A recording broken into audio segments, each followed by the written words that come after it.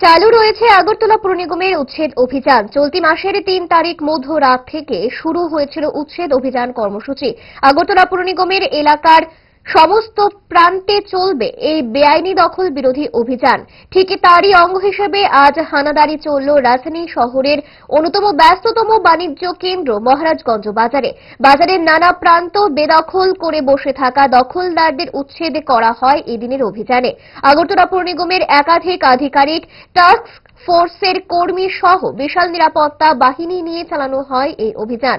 এই বেআইনি দখলদারদের বিরুদ্ধে উচ্ছেদ অভিযান নিরন্তর চালু রাখবে আগরতলা পুর নিগম। এই কথা বেশ জোরের সঙ্গে জানানো হয়েছে নিগমের পক্ষ থেকে।